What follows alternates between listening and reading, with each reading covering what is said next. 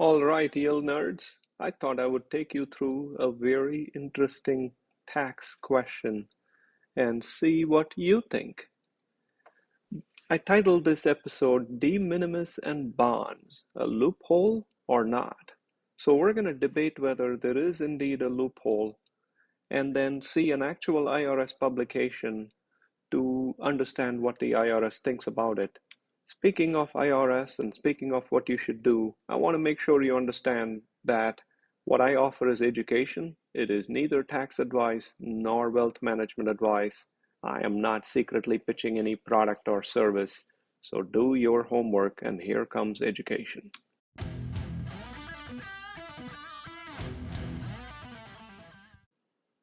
Welcome to Yield Nerd, an educational show about how you can acquire and manage yield.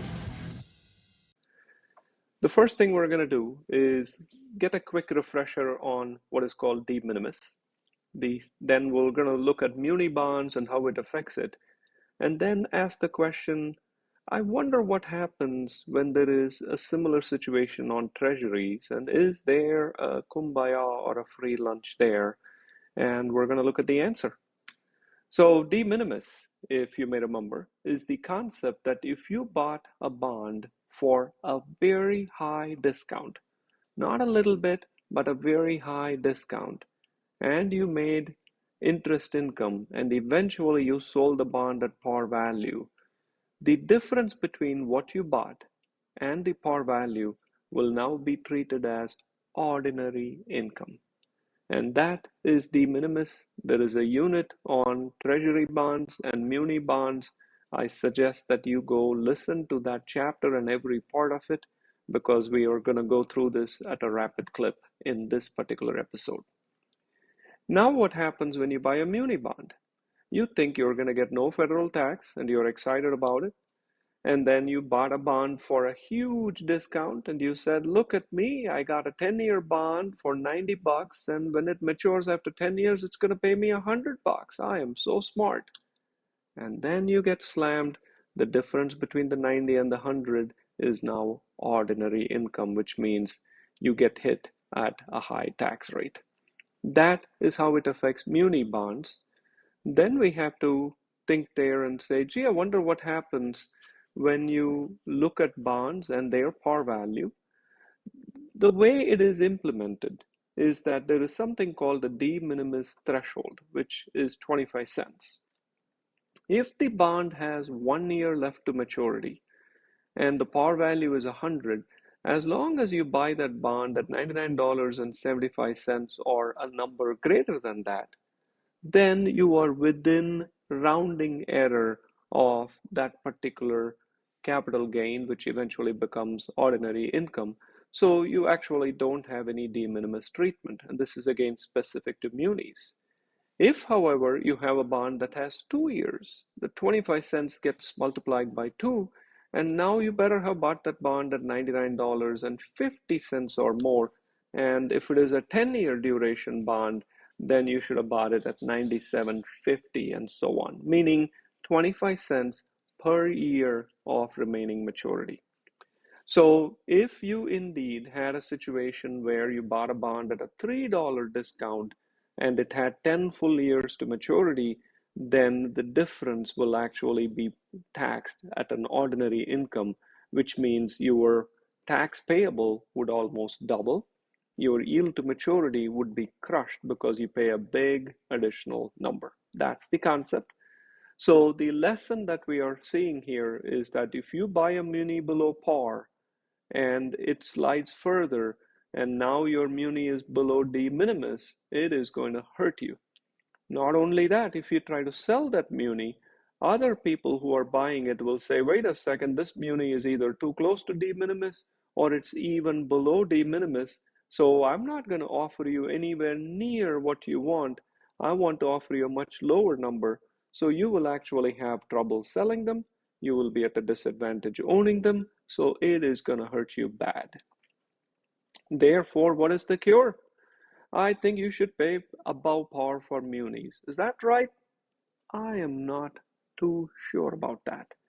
There are many articles, and you can Google buying munis at a premium, and you will see a lot of folks talking about how smart they are by paying $120 for a muni with a par value of 100 bucks. And it pays a coupon of 5%, and they will say, look at this, you get this high coupon. Yes, you're paying a big premium, but you will never get hit with de minimis. I would very humbly encourage you to plug those very numbers into a yield to maturity calculator, even though your coupon is 5%. If you pay a huge premium, your yield to maturity will get decimated. So be careful about paying above par. The ideal situation is you pay at par or within the de minimis threshold when you buy a muni. Paying a significant amount above par is not smart because your yield to maturity gets killed. Okay, then we're going to go to the challenge question.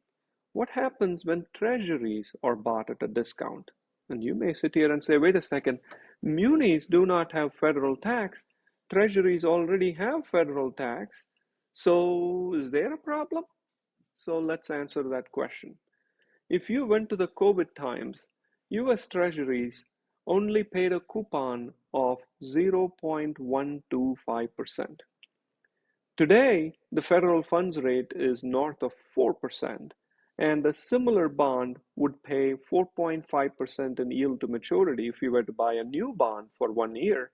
And therefore, the bonds that were issued at the height of COVID that pay a coupon of 0.125%, those bonds trade at a huge discount, $94, 90 for a par value of 100, or 92 cents on the dollar, and so on. So here comes the question. The yield to maturity is over 4%.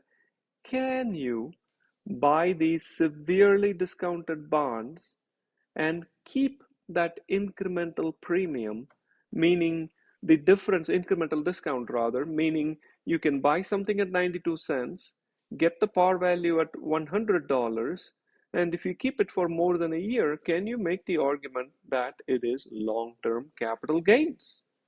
Let me repeat that. If you buy a treasury at 92 cents or 93 cents on the dollar, and you can find these today, if you were to go look for treasuries with a coupon of 0.125% and a duration of just 1 year, they will be 93, 94, 95 cents on the dollar. Then the question is, what is that 7 cents? Is that capital gains? If you kept it for more than a year, do you get lower taxes? And if you did, then you can stock up on them because there is a clean way to get capital gains tax on a large percentage of your yield.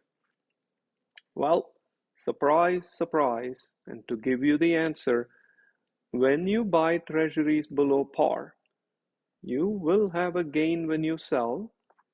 Your interest income is state and local tax exempt, and if you hold the security for more than a year, it is not long-term capital gains.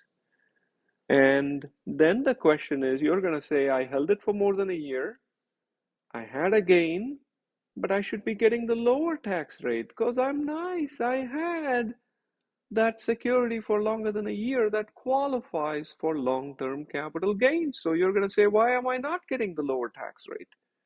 Let us check with the IRS publication 550. You can Google IRS publication 550. They make it very clear that a market discount, as it is called, if you buy a market discount, the discount is not tax exempt. You will pay taxes on that, and you will need to do what is called accretion of the discount. You can either take the discount and chip it into small pieces, or you can take it in one piece. One way or the other, the IRS is going to say you knew there was an additional gain.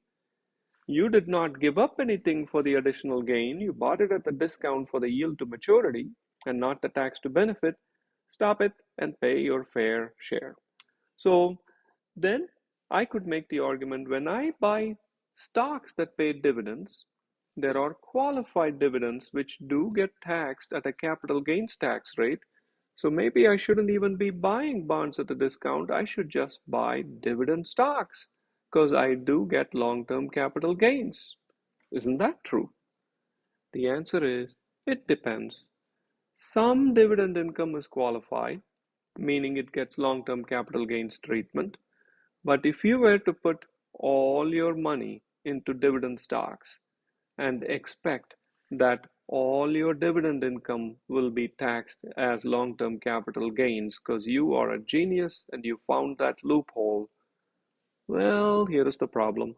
If indeed your portfolio is strong enough to have total income above the AMT, called the alternate minimum tax, then you cannot protect your dividend income as qualified and unqualified.